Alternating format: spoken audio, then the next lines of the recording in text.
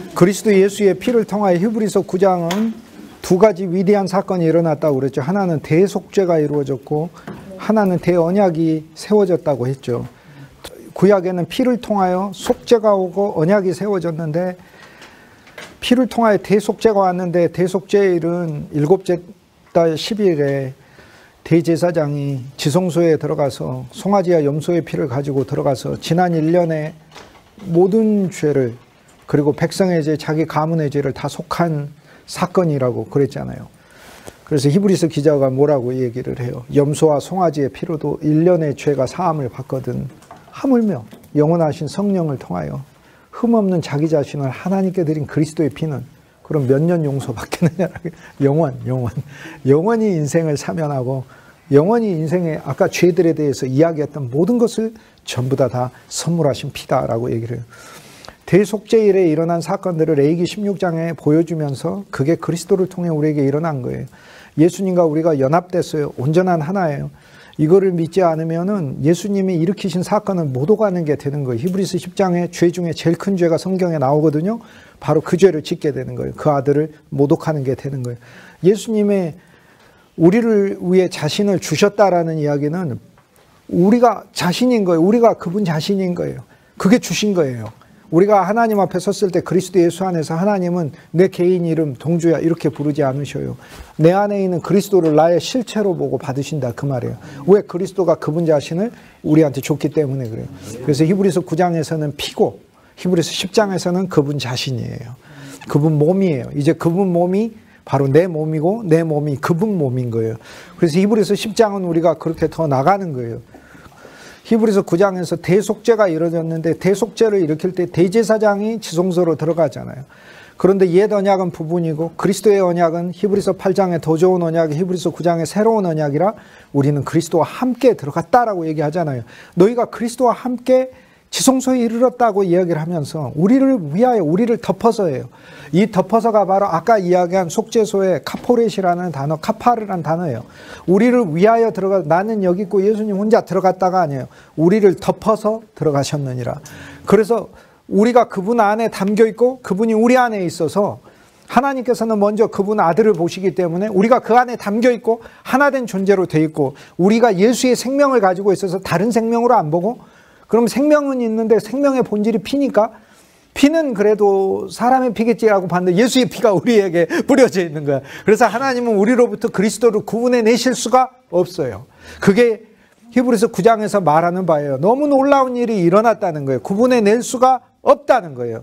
그래서 그 지성소에 들어가서 대속죄를 이룬 사건에 대하여 오늘 우리들이 이게 얼마나 엄청난 사건인지 모르니까 히브리서 9장의 구약은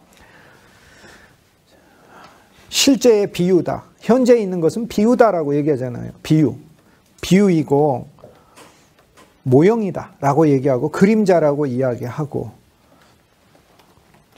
옛것이 오늘날 우리들에게 그리스도 예수 안에서 체험될 수 있는 그 실제의 형체로서 옛것이 존재했다. 즉 예수님이 진짜 참송아지고 이 참송아지로서 죽으시기 때문에 구약의 율법에 송아지가 있는 것이다 라고 얘기하죠. 그럼 대속죄 때 대제사장이 지성소 들어가니까 우린 그리스도와 연합해서 우린 지성소에 들어가는 언약을 가졌어요. 그것이 우리 집이 됐어요. 근데 들어갈 때 무엇을 가지고 들어가죠? 염소와 송아지의 피를 가지고 들어가죠. 제가 지난 시간 말씀드려 들어가기 전에 몸을 먼저 물로 씻고, 그래서 이미 그리스도 예수 안에서 우리는 정결함을 입었어요. 왜냐하면 지성소, 성소 지성소로 들어오기 전에 대제사장이 몸을 바깥에서 물두멍에서 몸을 씻기 때문에 그리스도 예수의 대속죄 안에 1차 씻음이 있어요. 몸을 맑은 물로 씻었어요. 그 다음에 속죄를 다 드리고 나서도 또 대제사장이 몸을 물로 씻거든요. 그래서 피로 다 거의 다 정결하게 되고, 피로 거의 다 90% 이상 피로 다 정결하게 되고, 나머지는 물과 불로서 죄로서 우리가 정결하게 되는 거예요. 그런데 그 정결함도 그리스도 예수 안에서 다 이뤘다라고 얘기를 하지 않습니까? 대속죄를 통해서 대제사장이 몸을 물로 씻었다. 이건 우리가 주님 안에서 우리가 맑은 물로 씻김을 받았구나. 대제사장이 옷을 하얀 옷으로 갈아입죠.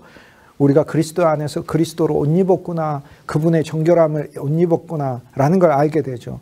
들어갈 때 먼저 대제사장 자신과 가문의 죄를 위하여 드린다고 했죠. 송아지의 피를 갖고 들어갑니다. 송아지의 피를 먼저 가지고 들어가. 그래서 항상 1차로 기억할 것은 대속죄일에서 송아지의 피를 가지고 들어가는데 대제사장 가문과 자손들을 위한, 그의 자손들을 위한, 제사장들을 위한 속죄인 거죠. 여기에 하나님의 깊은 뜻이 있다고. 그래서 하나님은 우리를 대제사장으로 보내신 예수 그리스도 안에 편입되게 하셔서 우리는 멜기세덱 가문에 편입된 사람들이 되었어요. 그래서 그것이 바로 우리가 앞으로 해야 될 사역이에요. 사람들을 만나 그리스도 예수로 축복하고 그리스도 예수로 복주는 일들이 바로 우리가 해야 될 사역들인 거예요. 멜기세덱 가문에 편입이 돼서. 그런데 예수 그리스도 안에서 대제사장이신 그리스도 예수 안에 그분의 사역에 함께할, 동역할 그 존재가 되기에 부족한 부분도 그리스도가 하나님 앞에 속죄제사를 드려놨다는 거 아니에요. 그러니까 나와 여러분이 하나님의 종으로서 부르심을 받아 사역하게 되는 그 모든 어그러짐과 부족함에 대해서도 주님이 당신 자신을 드려서 가품이 되게 해놓으셨다는 거예요. 그러면 오늘 우리는 주의 일을 할 때 우리에게 허물과 죄와 부족함이 있지만 그 부분을 그리스도가 담당하셨으니까 자신 있고 확신 있고 기쁨으로 우리 사역을 수행을 해야 되는 거지, 자기의 연약함과 부족함에 매여가지고만 뱅뱅뱅뱅 돌면 안 되는 것이다. 육체 휘장에 가로막혀서 지성소 안에 못 들어가면 안 되는 것이다 라는 걸 얘기해요. 송아지의 피를 먼저 드려서. 그래서 주님께서는 오늘 우리를 우주적으로, 사실 진짜 깊게 얘기하면 모든 믿는 자가 하나님의 제사장으로서 사역할 수 있도록 그리스도가 온전히 용서해 주셨다라는 거 아니에요. 송아지의 피를 드렸기 때문에 송아지가 의미하고 있는 순종적이고 순하고 철저히 죽기까지 복종하고 모든 것이 다 인간에게 유형이 되듯이 그리스도 예수의 모든 것이 우리에게 음식이요, 주님이 순종의 일꾼이요, 모든 양식이 다 우리에게 유용하다는 것을 주님이 그런 제물로 죽으셨다는 걸 이야기를 하고, 두 번째, 염소의 피를 가지고 들어가잖아요. 수염소의 피를 가지고 들어가는데 이건 이스라엘 백성들의 죄를 사하기 위한 거잖아요.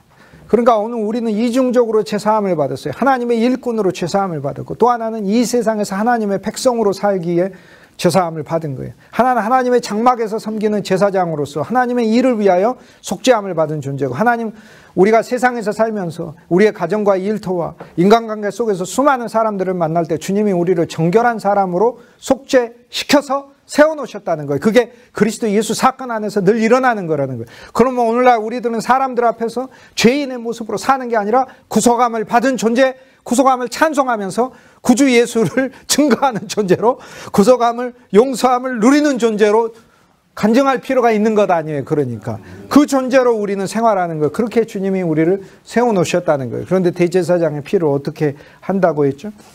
피를, 송아지의 피를 먼저 갖고 들어가서, 동쪽이 오른쪽이니까 백성을 향해서 한 번 뿌리고, 왜냐하면 성전이 이렇게 서 있잖아요. 그러니까 오른쪽이니까, 오른쪽은 북쪽을 향해서 오른쪽이니까 동쪽이죠. 백성을 향해 한 번 뿌리고, 언약궤 시은자를 향해서, 긍휼의 보좌를 향해서 7번 뿌리고, 한 번 온전, 한 번 온전. 이게 단번에란 뜻이라. 에파팍스라고 하는 히브리서 9장에 나오는 에파팍스, 단번에 모든 것을 다 덮은 그리스도의 제사. 나의 시간에 하나 인생 전체를, 모든 사람의 영혼, 역사 전체를 다 덮은 제사다. 이게 에파팍스, 그리스도 예수의 제사라는 거 아니에요. 송아지의 피를 갖고 들어가 백성을 향해 한 번 뿌릴 때 예수님은 하나님의 대표가 되는 것이고, 하나님을 향해서 시은자 앞에 7번 뿌릴 때, 앞에 7번 뿌릴 때 예수 그리스도는 우리의 대표가 돼서 하나님 앞에 자기 자신을 드린 것이 되고, 그 다음에 염소의 피를 가지고 들어와서는, 다시 나가서 염소의 피를 가지고 들어와서, 염소의 피, 이제 백성에 뿌렸으니까 아니에요. 이제는 언약궤 앞에 한 번 뿌리고, 그 다음 언약궤 위에, 즉 시은자 위에, 긍휼의 보좌 위에 7번을 뿌리는 거죠. 그래서 이 피는 더 올라가게 돼 있잖아요. 그래서 염소의 피가 거기 올라가잖아요. 염소의 피가 얼마나 감사해. 우리가 말 안 듣는 염소지만 그리스도 예수가 염소인 우리 자체가 되어주셔서 그분의 피가 하나님과 영원한 교제와 연합과 하나님의 품 안에서 풍성을 모든 누리는 자리인 그 자리에 뿌려지는 피, 그게 염소의 피라는 거예요. 그건 너무 감사한 거예요.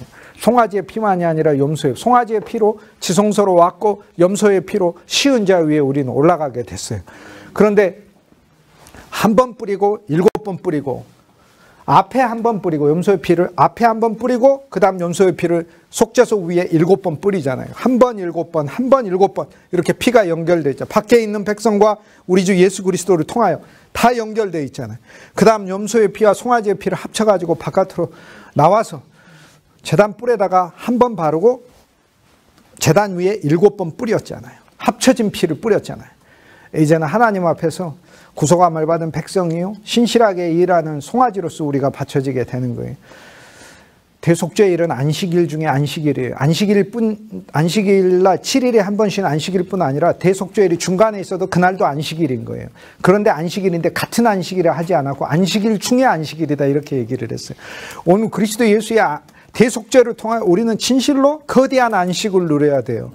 정말로.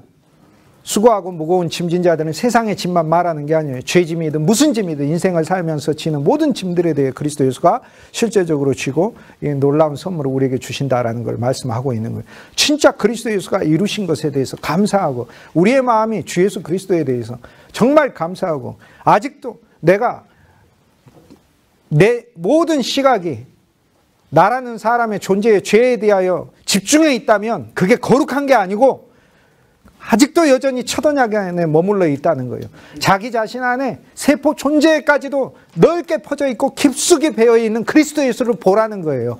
이게 바로 성경이 말하고자 하는 거예요. 그리스도를 보라, 그리스도를 보라, 예수를 바라보라 라고 하는 거예요. 그분이 이루신 그 공로가 얼마나 엄청나냐라는 거예요. 그러므로 자기의 환경이나 문제나 육체나 아니면 자기 죄든 허물이든 첫 언약에 속한 노력이든 그런 거 볼 시간이 있고 거기에서 외워가지고 한탄할 시간이 있으면 그러지 말고 구주 예수를 찬송해라.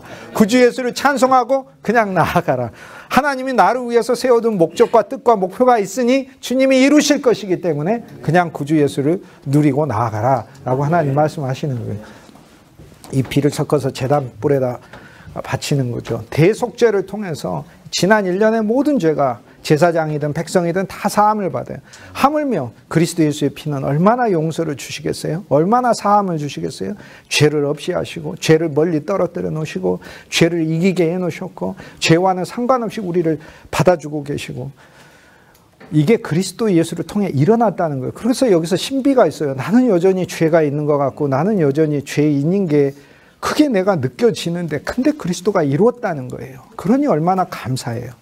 그러니 자신의 그런 모습 안에 빠져 있지 말고 믿음을 취하여 믿음 안에서 승리해서 이 생명이 진짜 나타나게 하는 거룩함에 이르는 역사가 있으니까 그거를 성도가 진짜 믿어야 한다. 오늘날의 성도들의 믿음이 진짜 연약한 건 그리스도 예수가 이루신 특히 그분의 피를 통하여 성취하신 그 공로에 대하여 깊은 이해가 없기 때문에 그러는 거예요. 그리스도 예수의 피에 대한 깊은 진리가 없고 그 피가 이루는 그 놀라운 역사가 얼마나 큰지에 대해서 모르기 때문에 그런 거고 그 피가 내 피가 되었고 그 피가 내 피에 참여하였고 그 피가 공로를 가지고 있고 그 피가 효력을 가지고 있고 그 피가 언약을 가지고 있고 대속죄를 통하여서 하나님께서 그 피를 통해 우리에게 거대한 안식까지도 허락하고 계신다는 거예요.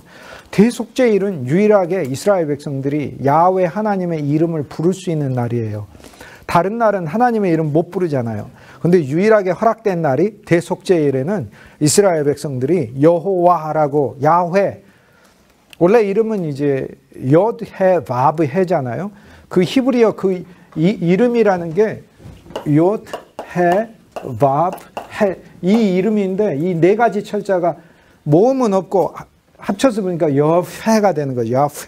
이 이름. 그래서 야훼로 하든 여호와로 하든 모음을 우리가 나중에 아도나이 모음을 붙여가지고 여호와로 하든 야훼로 하든 같은 이름인데 이거 평소에 이 이름을 못 불러요. 그냥 아도나이 주님이라고만 부르는 거예요. 그러나 유일하게 그분의 이름을 부를 수 있는 날이 대속죄일이에요. 그러면 오늘날 우리들은 대속죄일이 그리스도 예수 안에서 날마다 대속죄일이니까 날마다 하나님의 이름을 기쁨 안에서 부를 수 있는 거죠. 그래서 우리 여호와이신 예수 그리스도, 주 예수 그리스도.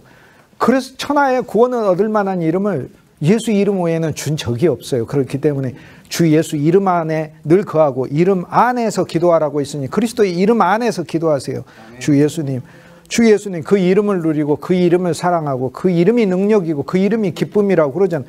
찬송에서 슬픈 마음 있는 사람 예수 이름 부르면 예수 이름 믿으면 부르면 영원토록 변함없는 기쁜 마음 얻으리. 예수의 이름은 세상의 소망이요, 예수의 이름은 우리 능력이고 자랑이고 생명이고 기쁨인 것이지. 그리고 예수의 이름을 실제적으로 누리는 거, 복음은 정말 쉽게 해 놓았어요. 온갖 종류의 어려운 얘기들 하는 것 같지만 결국에 결론은 주 예수의 이름을 많이 부르고 누리라는 거네. 얼마나 복음이 쉬워요. 복음이 쉬워야지. 그러면은 무슨 철학적이고 궤변적인 이야기를 통해서 우리가 구원받는 거 전혀 아니라는 거예요. 대속죄를 통해서 이 놀라운 그리스도 예수의 실제가 오늘 우리들에게 왔고 그 용서가 왔으니 오늘 우리들은 주 예수의 이름을 늘 자유롭게 부를 수 있는 신앙까지 주님이 이르게 하셨다. 그리고 대속죄가 가장 끝나는 마지막 순서에는 두 가지가 있는데, 대제사장이 몸을 다시 또 물로 씻고 옷을 갈아입어요. 그래서 하얀 옷에서 영광의 옷으로 갈아입습니다. 오늘 우리들에게 그리스도 예수께서 정결한 옷만 주신 게 아니라 영광의 옷도 그리스도 안에서 입혀주셨다는 거고, 그리고 대속죄의 가장 마지막 장면은 양을 대제사장을 위해서, 백성을 위해서 양을 번제로 바친 거예요. 지금까지는 속죄제였는데 이젠 번제예요. 번제는 선물로 드렸다는 거예요. 그러니까 대속죄제라는 것 통해서 속죄가 크게 일어나는데 가장 마지막에는 하나님이 선물로 받으셨다는 거예요. 우리를 양으로서 선물로 받으셨다라는 게 대속죄의 맨 마지막에 일어나요. 그런데 그리스도의 피를 통하여 구약에선 출애굽기 24장에 또 뭐가 일어났어요? 언약이 일어났잖아요. 대언약이 일어났잖아요. 많은 언약이 구약에 있는데 시내산 언약은 놀라운 언약이라고 그랬죠. 모세가 율법에 나와 있는 모든 계명들을, 모세가 율법에 따라 모든 계명들을 백성들에게 말한 이후에 염소와 송아지의 피를 가지고 우슬초와 고운 양털을 통해 백성들에게 뿌렸다라고 얘기를 하죠. 자, 여기서 보면 모세가 모든 계명을 율법에 따라 주었어요. 이게 이제 무서운 얘기 같지만 이스라엘 백성들에게는 한 면에서 영광스러운 이야기예요. 이 세상에 어떤 백성이 하나님의 명령을 받을 수 있었어요? 못 받잖아요. 그러니까 사실 구약의 첫 언약도 진짜 영광스러운 것이었어요. 이 세상에 어떤 민족이 하나님을 예배할 수 있었어요? 없었지. 그러나 하나님이 특별히 아브라함을 사랑하셔서 선택했고 그의 육신의 자손들이 하나님 앞에 성전도 지을 수 있었고 하나님께 예배하는 백성도 되고 하나님께 예배하는 첫 번째 나라를 지구상에서 세운 거예요. 공식적인 하나님이 세운 나라예요. 온 세상의 나라는 인간이 스스로 세우고 하나님이 허락해줘서 세운 나라지만 하나님이 세우라고 하시고 하나님이 세우신 나라는 첫 번째 나라는 이스라엘인 거죠. 하나님께 예배하고, 그래서 모세가 모든 계명을 백성에게 말했다는 것 자체가, 들은 것 자체가 영광이에요. 세상에 어떤 백성이 하나님의 계명을 듣습니까? 전혀 못 듣지. 그러나 하나님을 만나고 하나님이 나타나고 하나님의 계명을 듣는 것 자체가 영광인 거예요. 그런데 이제 율법을 따라 계명을 줬고 모든 계명을 율법을 따라 주었는데 여기서부터 이제 이스라엘 백성들이 한 면에선 영광이면서 저희들이 조상과 하나님의 계명을 위하여는 저들에게 영광이 되나 복음을 위하여는 하나님께 원수가 되었다. 하나님과 적대자가 되었다라는 게 여기서 이제 나타나게 되는데, 첫 언약은 율법을 따라 주었으니까 모든 계명이 그들에게 율법으로 주어졌어요. 법칙으로. 이들은 계명을 따라야 하고 계명에 붙들려야 되고 계명을 육체와 노력과 외적인 것으로 이루어야만 한다는 거예요. 그런데 실은 그 육체도 본질이 아니고 육체는 참것의 형상일 뿐이고 육체는 참것의 그림자일 뿐이기 때문에 진짜 참형상이 아니잖아. 참형상은 따로 있잖아. 예수 그리스도. 그리고 율법이라는 것도 육체를 통해서 이루는 것은 하나님께서 애초에 원하신 게 아니고 하나님의 애초에 원하신 건 그 참율법인 그리스도 예수를 나타내는 그림자로 원하셨다는 거예요. 그런데 참 실제이신 예수 그리스도를 모르게 되면 율법 자체가 실제인 줄 알고 율법에 매이게 되니까 모든 계명을 율법에 따라, 그러니 내 노력과 내 힘으로 그 계명을 어떻게 성취합니까? 그러므로 그 모든 계명을 율법에 따라 이스라엘 백성에게 주었다는 이 모세의 행위는 이스라엘 백성의 한 면의 영광이지만 다른 한 면에서는 영광이 아니고 저주가 되는 것이죠. 왜요? 그 안에 있는 모든 계명들을 다 순종하지 않으면 저주를 받을지어다. 저주까지 들어가 있으니까. 그래서 모든 계명을 율법에 따라 모세가 이스라엘 백성들에게 준 이후에 피를 취하여 언약으로 세웠다 했으니 이스라엘 백성들은 여기에서 굉장히 심각한 일들이 그들에게 일어난 거예요.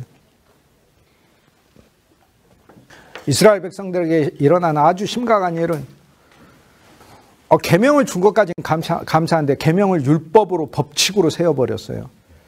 그 길 아니고서는 하나님께 당분간 나아가기 어렵게 됐어요. 그런데 히브리서 9장은 그리스도가 오실 때까지라고 그 기간이 정해져 있다라고 얘기를 하고, 그리고 또 하나 이스라엘 백성들에게 비극인 건 뭐냐면 하나님이 피를 취하여 이 첫 언약을 언약으로 세워버렸어요. 그래서 언약으로 세워서 그냥 갖다 놔버린 거예요. 계명들이 있는 게 아니라 계명이 유일한 하나님을 만나는 법칙, 율법이 됐고, 그럼 법칙이 돼 있어도 뭐 내가 안 가면 되지 했는데 안 갈 수가 없게 그 피를 나한테 뿌려버렸다니까. 그래서 여기에서 벗어날 자가 없게 됐어요. 그런데 오늘 히브리서 기자가 뭐라고 해요? 하늘에 있는 것들의 모형은 이런 것들로 하나님께 드릴 필요가 있었으나, 그러니까 모형의 신앙에 있으면 이런 것들로 드릴 필요가 있었으나 하늘에 있는 것 자체, 즉 참것, 그리스도 예수의 참것 자체는 더 좋은 제물로 할지니라고 얘기하며, 옛 율법에 속한 거는 모형이니까, 자, 이제 모세가 아니라 그리스도가 율법을 따라가 아니라 생명을 따라 모든 계명에서 모든 성경 말씀을 옛 언약이 아니라 새 언약으로, 옛 송아지와 염소의 피가 아니라 그리스도의 피로 오늘 우리에게 더 좋은 언약이요 새로운 언약으로 주셨고, 율법에 들어있는 모든 저주와 모든 형벌과 모든 부정적인 것을 그리스도가 다 담당하시고, 그 안에 들어있는 모든 생명을, 모든 축복을, 모든 약속과 풍성을 다 우리에게 실제가 되게 하시게끔 우리에게 주시고, 율법이 아니라 그분의 생명이 내게 와서 이룬다고 약속하셨고, 모세가 아니라 그리스도가 직접 오셔서 하신다고 하셨고, 모세하고 함께 아무리 친해봐야 그분의 종밖에 더 됩니까? 그러나 아들과 우리는 친한 정도가 아니라 연합했으니 우리는 아들의 생명을 가졌고 아들의 피를 가졌고 아들과 하나 되었고 아들 자체가 되었고, 그리고 그분의 생명이 우리에게 와서 역사하고, 전에 우리를 무시하던 그 율법의 속성도 하나님이 제하시고 우리를 저버리시고 우리를 배척하셨던 그 하나님의 마음도 그리스도 예수 안에서 바꾸셨고, 예수의 피를 통하여 우리를 이미 하나님의 자녀로 받으시고 하나님의 영을 주시고 피를 물과 섞어서 언약으로 주었기 때문에, 속죄를 할 때는 피만, 그리스도 예수 자체의 모든 것으로 속죄를 하지만 언약을 세울 때는 피를 물에다가 섞어가지고 이스라엘 백성들에게 뿌렸고, 거기에 우슬초와 백향목과 고운 홍색 실을 통하여서 이스라엘 백성들에게 이 막대기에 우슬초를 묶어가지고 피와 물을 섞은 거를 가지고 뿌렸기 때문에 하나님의 성령을 보내면서 이 성령 안에서 이 약속을 이루시겠다고 주님이 말씀하고 계시죠. 이게 새 언약이잖아요. 그러므로 우리는 성경 전체를 보면서 흥분하지 않을 수가 없는 거죠. 아, 하나님께서 이 모든 약속을 나한테 이루시겠구나. 창세기 1장을 이루시고 2장을 이루시고 3장을 이루시겠구나. 4장을 나한테 이루시겠구나. 5장을 나한테 주시겠구나. 성경 전체를 보면서 그리스도 예수 안에서 모든 저주 그리스도가 담당하셨구나. 그것도 이루셨구나. 전체가 그래서 더 좋은 제물로 그리스도가 하시잖아요. 그래서 구약에 나와 있는 대언약이 그 말씀에 그대로 오늘 우리에게 이루어진 거죠. 모세가 모든 계명을 율법을 따라 염소와 송아지의 피를 취하여 물에다가 섞어 우슬초와 고운 배실로 백성에게 뿌려, 이는 하나님께서 명하신 언약의 피다라고 얘기했는데, 이것이 그리스도 예수 안에 우리에게 그대로 이루어졌다. 이제는 그리스도가 율법이 아니라 생명을 따라 새로운 생명을 우리에게 주시고, 모든 계명이 하나님 모든 말씀 안에 있는 축복이고 그 안에 있는 저주는 본인이 다 담당하셨고, 그 얼마나 감사해. 이 놀라운 일이 오늘 우리들에게 일어났다. 우리가 이 새 언약 안에 들어와 있는 인생이고, 이 새 언약이라는 단어가 디아데케라는 단어인데, 디아데케라는 단어는 성경 이외에는 찾아보기 힘든 단어예요. 이 세상에서는 쓰인데케라는 단어를 쓴다니까요. 이 세상의 언약은 쓰인데, 니하고 나하고 같이 지켜야죠. 너 지켜? 그럼 나도 할게. 너 안 지켜? 나도 안 지켜. 그런데 하나님이 사용하시는 언약은 이런 쓰인데케가 아니라 성경에 등장하지가 않아. 이 쓰인데케는 사람이 사람 간에 맺는 언약이 아니라니까요. 하나님의 말씀은 디아데케는 세상에는 없는 언약. 이 디아는 계속이라는 뜻이고 데케는 아까 데시스와 같아요. 앞에다가 놓아두는 거예요. 하나님이 내 운명과 상관없이 하나님께서 만세전에 나를 선택하셔서 이 놀랍고 풍성한 그리스도 예수 안에 있는 언약의 백성이 되게 했다는 것은 진짜 영광스러운 일인 거예요. 이거를 우리 힘으로 찾을 수도 없는 것인데 우리가 이 놀라운 언약의 백성이 되도록 하나님이 정하셨다는 거 아니에요. 이 놀라운 풍성의 길을 인간이 어떻게 찾냐고요. 인간이 어떻게 이 언약을 스스로 취하냐고요. 근데 그리스도 예수의 피가 뿌려졌을 때 대속죄만이 아니라 대언약에 대해서 이 놀라운 일들을 하나님께서 나한테 이루시고 놀라운 풍성을 주시고 말씀 안에 들어있는 모든 그 실제는 사실 그리스도 예수 안에, 그리고 나를 그리스도 예수의 충만의 그릇으로 조성하시겠다고 하시는, 이게 새 예루살렘의 하나님의 경륜 아니에요? 이것을 위해서 하나님께서 나를 부르셨다고 했으니 상상할 수 없을 만큼 감사한 일이 되겠죠. 디아데케, 이게 언약이에요. 그냥 하나님께서 나를 붙잡아가지고 나하고 범벅이 되게 하셨어. 그래서 할렐루야 아멘인 거지. 내가 이 풍성과 이 놀라운 그리스도 예수의 축복을 어찌 피할 수 있으리요? 형벌을 어찌 피할 수 있으리요가 아니라 축복을 어찌 피할 수 있으리요의 인생이 된 거예요. 그런데 놀랍게도 보면 히브리서 3장 25절도 그렇고 그의 피를 통하여 그리스도 예수가 화목 보좌가 되었다 이렇게 얘기하지 않고 뭐라고 얘기하냐면 그의 피와 믿음을 통하여라고 얘기해요. 우리 안에 오신 예수님은 우리 믿음 자체이세요. 그리스도를 누리는 것 자체가 믿음인 거예요. 그게 우리가 믿음을 우리 차원에서 있는 건 여김이지만 그리스도 그분 자체가 우리 믿음이에요. 믿음, 소망, 사랑 세 가지 다 그리스도인 거예요. 예수 그리스도가 우리 안에 믿음으로 와 있기 때문에 오늘 우리는 우리 안에 그리스도가 믿음으로 더 믿어지고 이 그리스도 예수의 모든 풍성은 믿음을 통해 체험되는 거니까 우리가 이 믿음으로 나아가야 돼요. 내 인생은 진짜 저주받으려면 너무나 불가능한 인생이 되었다는 걸 알아야 돼. 저주받으려면. 예수님을 통하여 진짜 이 저주받는다는 게 진짜 그게 근데 일어나요. 일어나는 거를 히브리서 10장에서 말을 해요. 우리는 히브리서 10장에 우리가 구원을 놓치는 길, 우리가 저주받는 길, 우리가 하나님의 놀라운 풍성에서 미끄러지는 길을 배우게 돼요. 히브리서 10장에서 배우게 되는데 그 길을 가기가 얼마나 힘든지를 우리는 또 알게 돼요. 히브리서 10장에 보면 우리가 그런 존재가 되었어. 그리스도는 참것의 그림자인 손으로 만든 성소에 들어가지 아니하고 11절에는 우리를 위하여 하늘에 들어가셨고 그리고 24절에 있어서는 우리를 위하여 하늘만이 아니라 성소에 나타나셨고 11절에는 우리를 위하여 하늘에 들어가시고 하나님 앞에 나타나셔서 우리를 위하여 아니 예수님 하나님 아들인데 새삼스럽게 하나님 앞에 나타난 게 무슨 일이 있어요? 예를 들어 여러분 자녀가 집에 왔어요. 그럼 어떤 부모가 너 웬일이냐? 이렇게 묻는 집은 어디 있어요?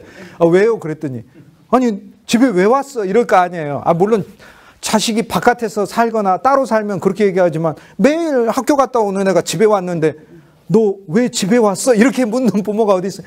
예수님은 본래 하나님의 아들이라 그 집에 들어가시는 거예요. 그런데 우리와 연합돼서 들어가시는 건 우주에서 처음으로 일어난 일이에요. 그리스도의 피를 통해서. 그래서 우리를 위하여 아버지 앞에 나타나셨다라고 해요. 우리를 덮어서 우리와 함께 나타나셨다. 손으로 만든 장막, 옛장막, 하늘에 있는 모형은 이런 제물로 했지만 그러나 참 실제는 이보다 더 좋은 제물로 할지니라. 여기에 우리의 사역의 핵심 키포인트가 있어요. 더 좋은 제물.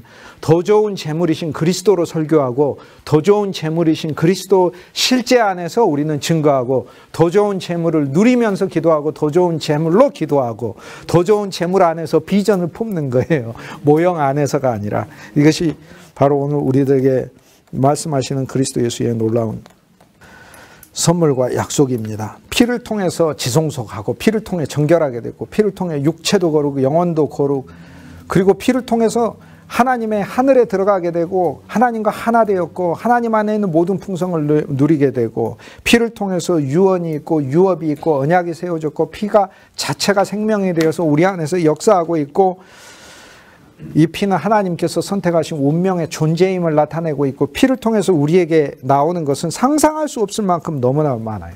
피를 통해서 죄와 상관없이 그리스도 예수와 하나된 존재로서 살게 하고 오늘날 우리들이 그리스도 예수 안에서 가져야 될 이 놀라운 이 영적 안목 중에 하나는 일생 동안 살면서 주 예수의 피, 그것이 우리에게 얼마나 놀랍게 역사했는가. 그리고 그게 객관적으로 멀리 있는 피가 아니라 내 피로 삼아주셨고 내 피가 된 거.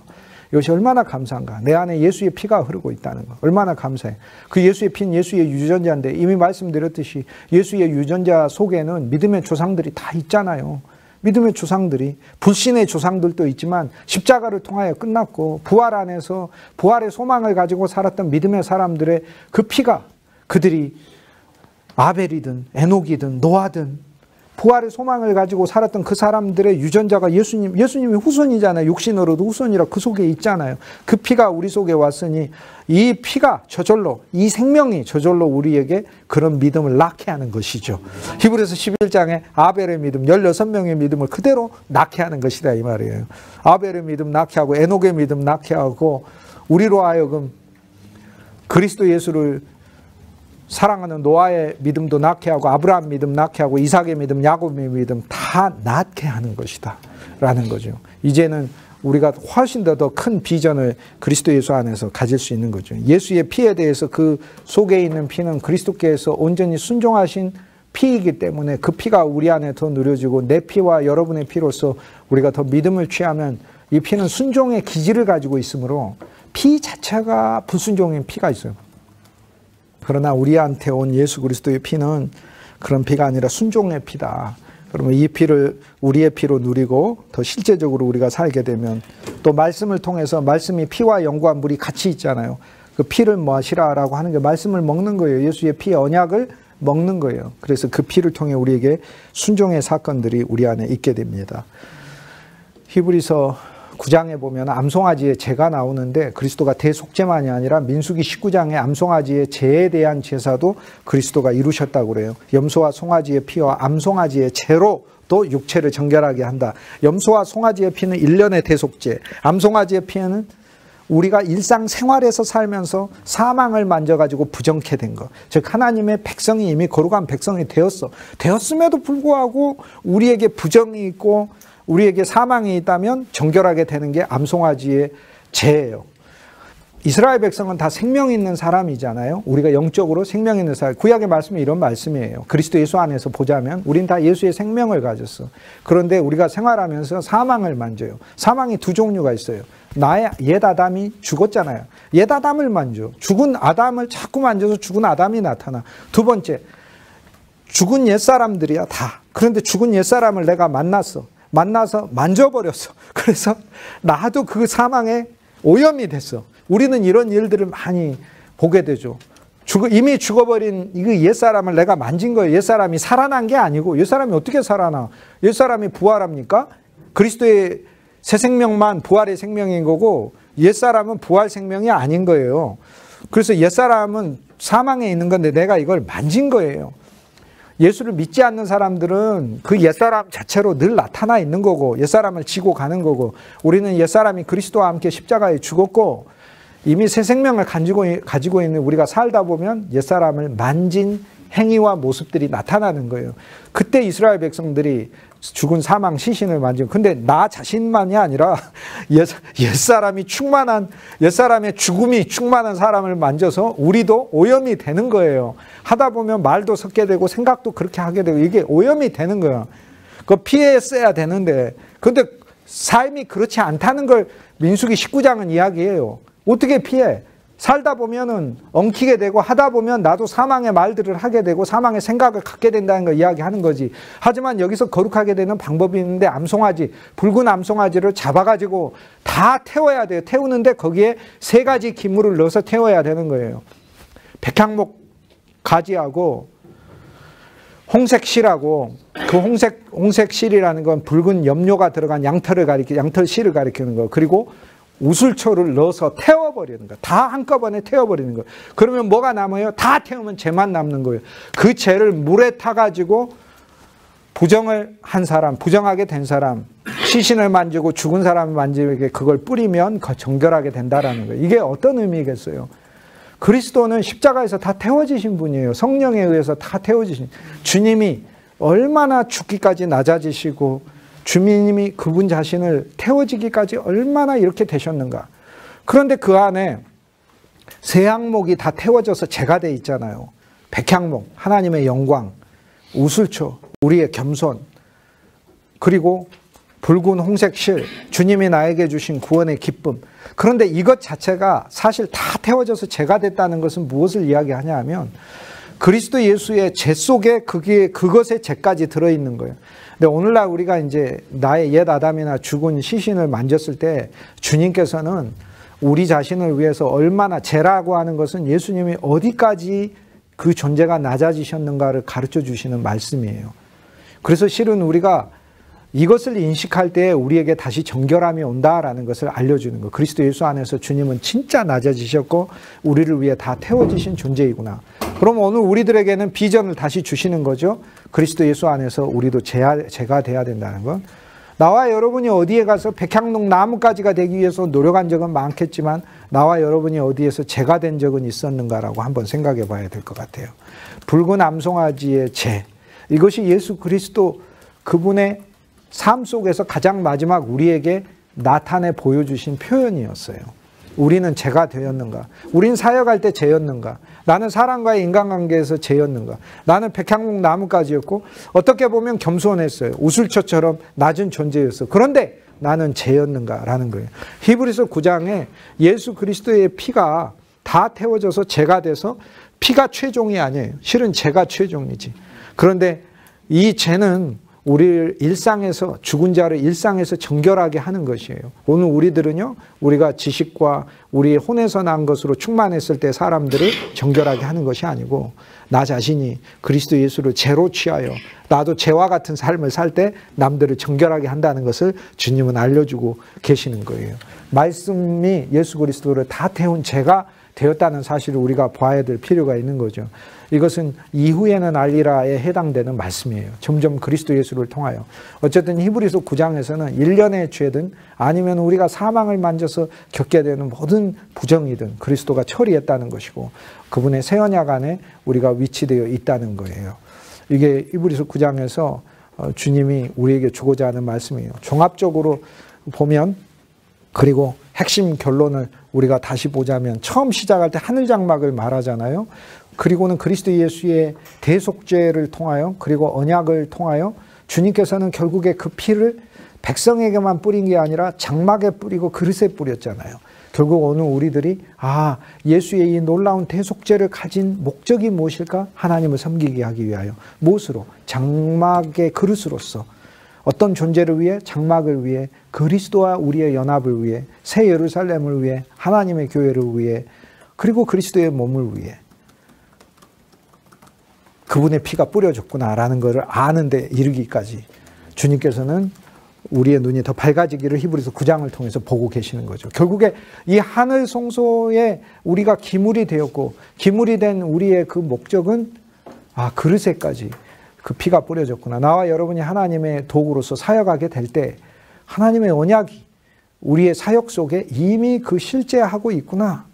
우리의 믿음이 여기까지 더 넓어져야 되죠. 그리스도의 많은 복은 믿음을 통해서 우리에게 허락되는 항목들이 참 많거든요. 불쌍해서 아무것도 모르지만 주님께서 함께 하신 게 있고 거라사의 광인은 불쌍해가지고 정말 모르지만 구주를 만난 은혜는 긍휼이고 구주를 만난 건 사랑이고 구주를 만난 건 은혜고 그러지만 그가 각 대가볼리 10개 도시마다 다니면서 구주를 전해야 할 때는 구주에 대해 알아야 전해야 될 거 아닙니까? 그때는 그가 사역자가 되는 것이기 때문에 그 사역자가 된 것 속에는 하나님께서 그에게 주시는 구주 예수를 더 알기 원하시는 주님의 비전이 있었음을 보게 된 것이고 그리스도를 알아야 전하게 되는 것이기 때문에 오늘 우리들이 주님에 의해서 대속죄와 대언약을 받아서 하나님의 일꾼이 되었지요. 그런데 그 하나님의 일꾼이 되어서 구주 예수를 더 알고 구주 예수를 더 전하고 이것은 주의 집을 짓기 위한 것이구나. 주님의 새 예루살렘을 건설하기 위한 주님의 거대한 목적이구나. 그리고 그곳엔 그리스도 예수가 충만한 곳이구나라는 거죠. 결국 그리스도 예수의 모든 충만은 우리 안에 온 피 그리고 죄를 통하여 그리고 그분의 장막을 통하여 우리가 표현이 되고 그리스도 예수와 영원한 연합에 이르게 된다는 거죠.